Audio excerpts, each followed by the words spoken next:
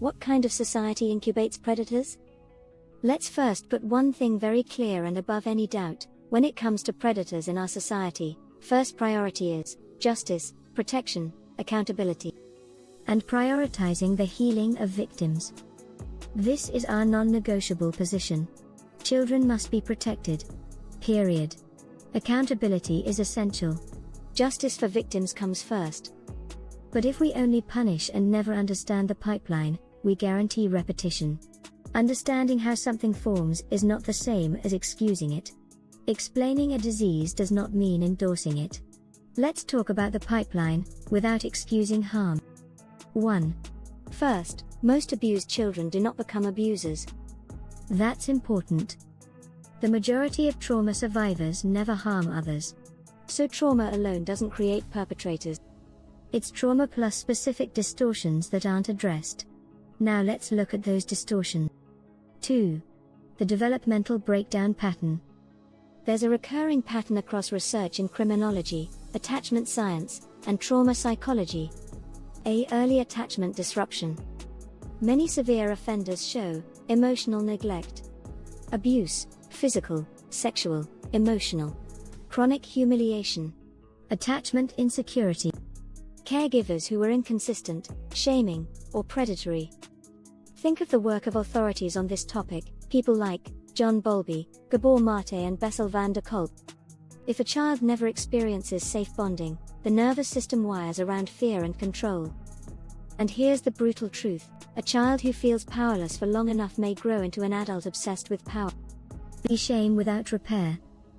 Many offenders report deep chronic shame, sexual confusion mixed with fear, emotional isolation, secret fantasy worlds. If shame cannot be metabolized in relationship, it mutates. Shame plus secrecy plus sexualization equals distorted coping. This is not justification. It's mechanism. See emotional stunting.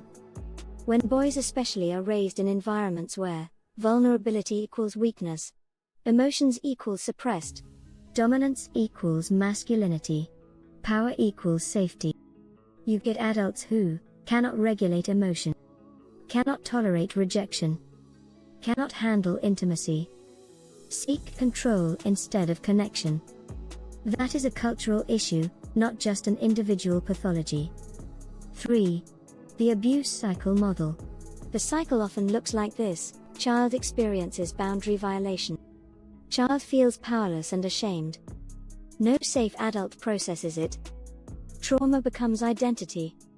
Adult reenacts dynamic to feel power instead of helplessness. This is what criminologists call identification with the aggressor. It's a defensive adaptation. 4. The societal layer, the elephant in the room. Now we zoom out. What kind of society incubates predators? A. Hypersexualized culture. Children exposed to pornography at young ages. Sexualized media. Objectification. Emotional illiteracy. Early exposure rewires reward systems. Pair that with unresolved trauma? Dangerous combination. B. Power worship culture. When society rewards narcissistic dominance, wealth without ethics, secrecy, image over integrity, you create environments where predators can hide. Abuse thrives in hierarchies without accountability, institutions protecting reputation over victims, power structures that silence whistleblowers. That's systemic. See emotional illiteracy epidemic. We are raising generations that don't know how to regulate shame, don't know how to process sexual impulses, don't know how to seek help without humiliation, don't have embodied models of healthy masculinity. That's a recipe for distortion under stress. 5. The hard reality. There are 3 types of offenders: trauma-distorted reenactors, narcissistic/psychopathic individuals with low empathy, opportunistic exploiters in power systems. Each requires different interventions, but prevention always starts earlier. 6. What is actually wrong? If we strip it down, we do not teach children emotional regulation, consent literacy, healthy sexuality, boundary formation, shame processing, secure attachment. And we do not support parents in learning these either. We focus on academic performance. We ignore emotional architecture. Then we are shocked at adult pathology. 7. Prevention is not soft, it's strategic. If you want fewer abusers in 30 years, we may need universal early attachment support, mandatory trauma education in schools, emotional literacy programs, early intervention for sexual behavior problems in youth, destigmatized mental health access, real consequences for power abuse. Punishment without prevention is theater. Prevention without accountability is naive. We need both. We're not saying excuse them. We're saying, if we don't examine the soil, we keep growing the same weeds. That's mature and responsible thinking. But here's the guardrail. We repeat, understanding origins must never dilute protection of victims. Empathy for causes does not equal tolerance for harm. Because what we're pointing at is not softness. It's responsibility. And yes, in our opinion there is massive hypocrisy in screaming monster, while continuing to fund, normalize, and ignore the conditions that manufacture dysfunction. 1. We condemn the individual and ignore the system.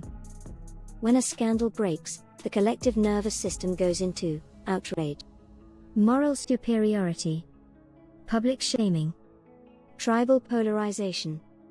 It feels powerful, righteous, clean. But outrage is cheap regulation. System change is slow and uncomfortable. We remove one offender. We do not repair the developmental pipeline. And then we act surprised when another monster emerges. 2. The soil we keep fertilizing. Let's name some realities most people avoid. Early emotional neglect is normalized. We have overworked, dysregulated parents. Children raised by screens. Emotional conversations replaced with distraction. Stop crying culture. Attachment insecurity is no longer rare. It's widespread. You cannot mass-produce insecure attachment and expect stable adulthood. The hypersexualization starts early. Children now encounter pornography before puberty, sexualized content as identity currency, validation through exposure, dopamine-driven digital sexuality.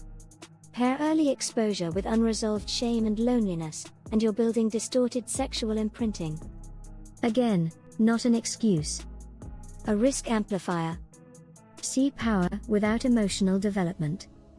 We reward dominant, image control, status, ruthless ambition.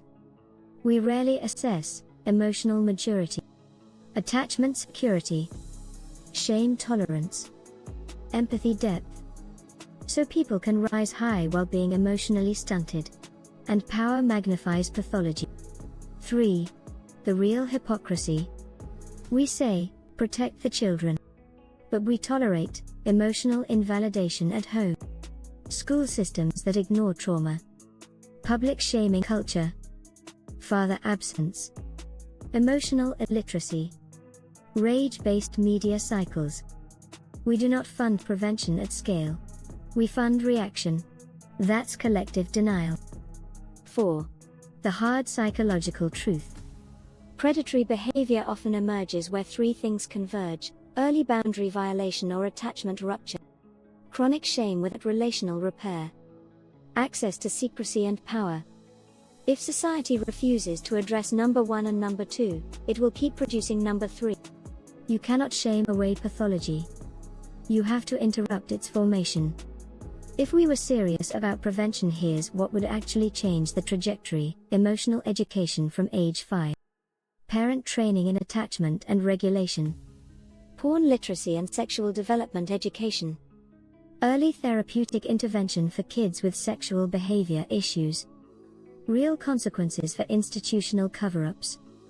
Leadership psychological screening. Not flashy.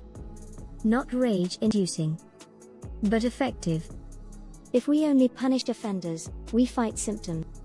If we only psychoanalyze offenders, we risk minimizing harm. If we build emotionally regulated children, we reduce future offenders. That's not naive. That's strategic. And it fits humanity's larger theme perfectly: stability before safety. Regulation before revolution.